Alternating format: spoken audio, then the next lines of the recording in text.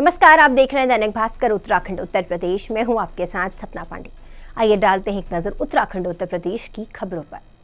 बेरीनाग में राजस्व निरीक्षक, उप निरीक्षक तथा राजस्व सेवक बैठे हड़ताल पर रखी 4 सूत्रीय मांगे। राजस्व निरीक्षक, उप निरीक्षक तथा राजस्व सेवकों की 4 सूत्रीय मांग पर अनिश्चितकालीन हड़ताल के चलते तहसीलों का कामकाज पूरी तरीके से ठप हो गया है। बेरीनाग, थल, गंगोलीहाट, कड़ाई गंगोली तहसीलों में हड़ताल से कार्य प्रभावित हो गए हैं। राजस्व उप निरीक्षकों का कहना है कि जब तक इनकी मांगें पूरी नहीं होती, यह अनिश्चितकालीन हड़ताल खत्म नहीं होगी। बेरीनाग से प्रदीप मेहरा की रिपोर्ट। राजस्व निरीक्षक, राजस्व उप निरीक्षक एवं राजस्व सेवक संघ उत्तराखंड के आह्वान पे जो है तहसील बेरीनाग के समस्त कर्मचारी भी जो है कलमबंद हड़ताल पे चले गए हैं, क्योंकि हमारी 4 सूत्रीय मांगें सरकार द्वारा पूरी नहीं की जा रही हैं। जिनमें से प्रमुख मांग एक जो आरके संघ है उनकी मांगों का विरोध कर रहे हैं, दूसरा हमारा पुलिस कार्यों के संबंध में मांग है और ग्रेड पे को बढ़ाए जाने को लेकर भी एक मांग है। 4 सूत्रीय मांग है जिनके विरोध में हम हड़ताल पर बैठे हैं। डोईवाला में गन्ना भुगतान की मांग को लेकर किसानों ने अधिशासी निदेशक को दिया ज्ञापन। किसानों को सुविधा मुहैया कराने की मांग। डोईवाला शुगर मिल में नए पेराई सत्र को शुरू हुए 1 महीना गुजर चुका है और किसानों द्वारा मौजूदा वक्त में गेहूं की बुआई की जा रही है।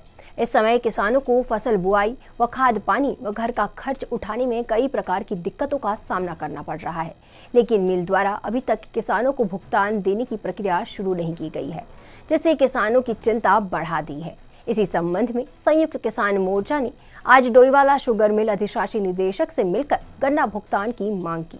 साथ ही मिल में गन्ना लेकर आ रहे किसानों के लिए प्रतीक्षालय भवन के साथ साथ शौचालय व कड़ाके की ठंड में अलाव की अतिशीघ्र व्यवस्था करने की भी मांग की गई है।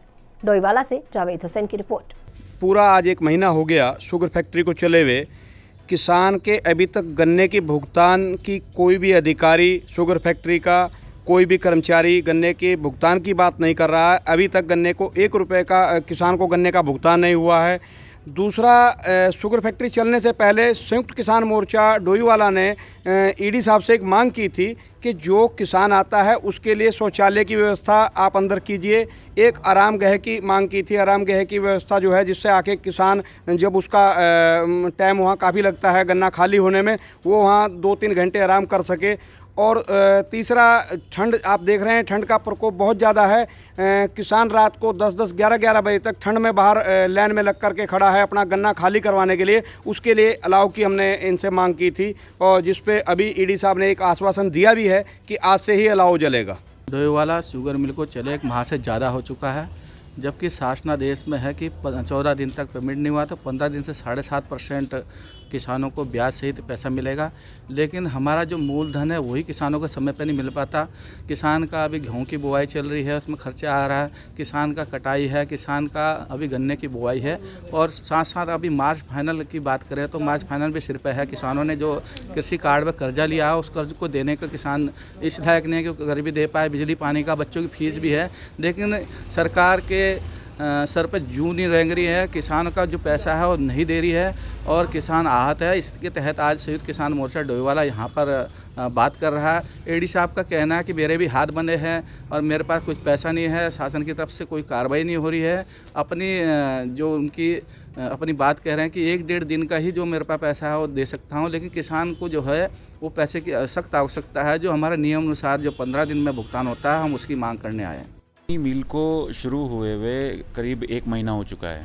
किसान अभी भी मांग कर रहे हैं कि उनकी 1 दिन की भी गन्ने की पेमेंट नहीं हुई है।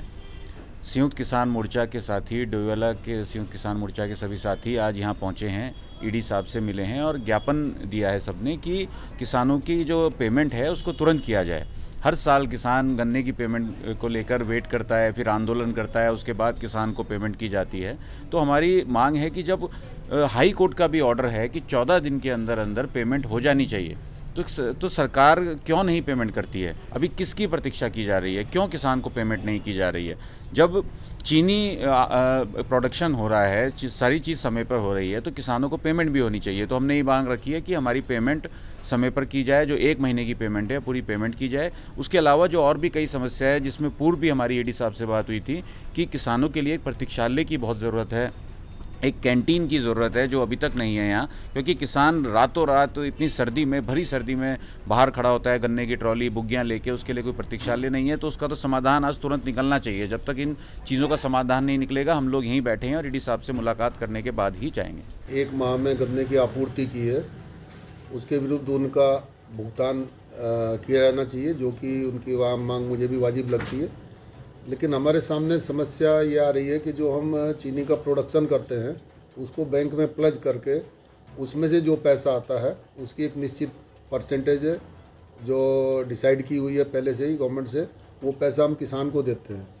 लेकिन अभी हमें जो प्रोडक्शन के विरुद्ध जो हमें प्लज करना है उसके लिए हमें गवर्नमेंट गारंटी की ज़रूरत पड़ती है, बैंक तभी पैसा रिलीज़ करता है।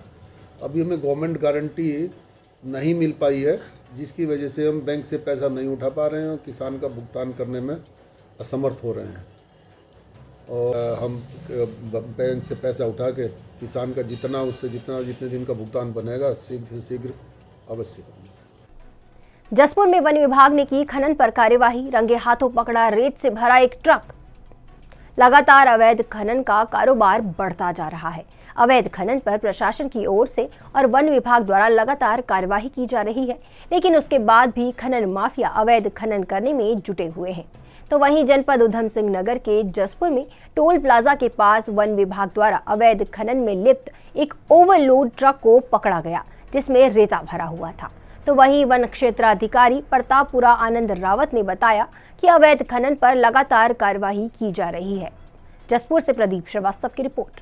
तो क्या ये दिन की बात है, करीब 3 बजे करीब डीएफओ साहब के महोदय के नेतृत्व में कुंडा के पास एक डंपर 12 टायरा पकड़ा गया, जिसका वाहन संख्या है यूपी 21 सिटी 2198। ये अवैध रूप से जो है रेता वहन कर रहा था, जो कोसी नदी या कहीं और नदी से लेकर आ रहा था, जिस कुंडा चौराहे के पास पकड़ा गया।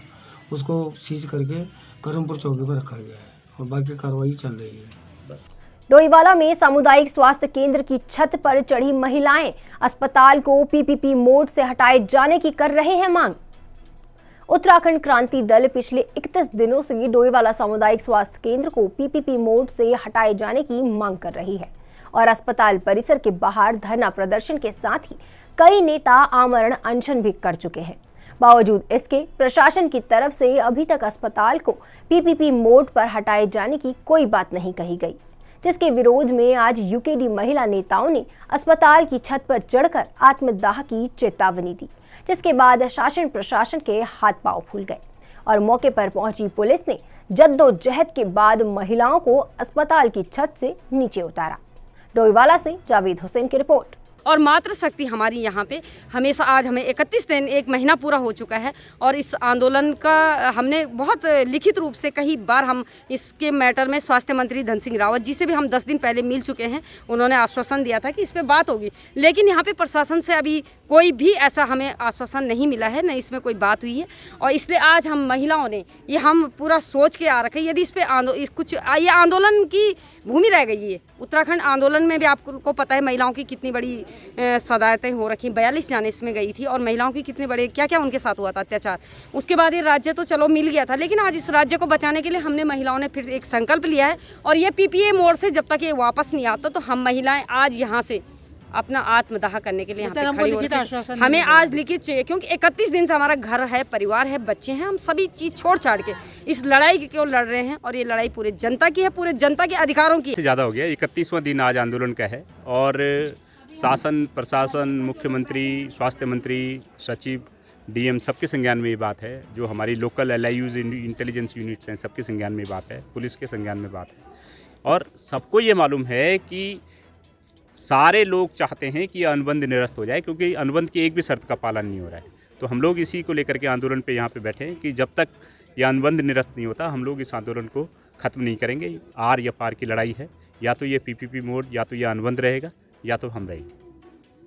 बुलेटिन में आज के लिए बस इतना ही। जाने से पहले एक संदेश, कोरोना संक्रमण अभी खत्म नहीं हुआ है, तो इससे बचे रहने के लिए समय पर वैक्सीन लगवाएं, मास्क पहनें, सामाजिक दूरी का ध्यान रखें और बाकी खबरों के लिए देखते रहिए दैनिक भास्कर उत्तराखंड उत्तर प्रदेश।